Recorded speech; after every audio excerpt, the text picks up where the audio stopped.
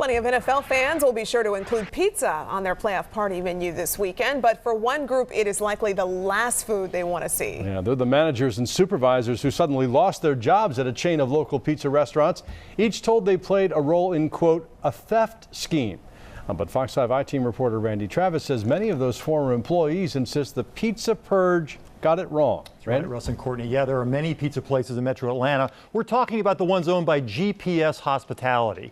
One day last November, employees say the company called in at least 24 managers and other workers, and without showing any evidence, accused them of helping to steal from the company.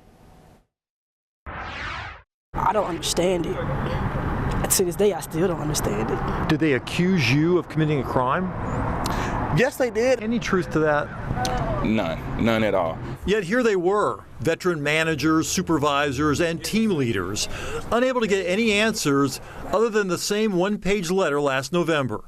The franchise holder, GPS Hospitality, accused each of being involved in or had knowledge of the theft scheme at your store, or you gave your manager code to other employees who used it to perpetuate the theft. No other information about what kind of theft, no evidence provided. I have no idea what they're talking about. No. Did you ever commit credit card fraud? I did not. Of course, a lot of people use credit cards to order pizza. A fired manager who'd been there 25 years told me the company was upset with credit card chargebacks. People who claim their credit card had been stolen or the tip amount had been inflated. He says in his 6 stores that he managed, they had $4,000 in chargebacks in just 1 month, cutting into their pizza profits. GPS Hospitality bought 41 Metro Pizza franchises last year. The company refused to provide us additional information about their pizza purge, saying only, "We take the situation with our employees seriously. However, we do not share personnel information due to privacy issues. We can share that GPS makes careful evaluations in regards to employee separations." We asked GPS whether they had contacted the police. They gave us no response. We could find no police reports for the alleged crimes.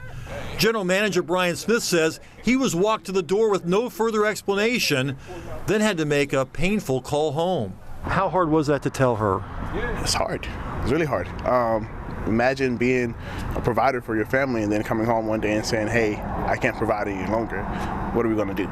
It's devastating. It just seems unusual that there's no follow-up with the police or anything like that. Charles Bridgers is a longtime labor attorney in Atlanta, practicing in a state that allows employers to fire most workers for virtually any reason or no reason at all. It doesn't seem very fair. It sounds like what you're saying is that in Georgia, your boss can fire you, accuse you of a crime, and there's nothing you can do about it. Pretty much nothing you can do about it. Even though there's no evidence provided to you that you committed this crime. Even though there's no evidence provided to you. That leaves these people in the worst possible labor position. No job and no way to clear their names. Just a letter accusing them of something they insist they did not do. You could get fired for one thing, but to be lied on and fired, that's not right, because I never mishandled money. Equally puzzling, some of these same fired supervisors have managed to get jobs with a different franchise for the same restaurant chain, albeit making less money than they were before.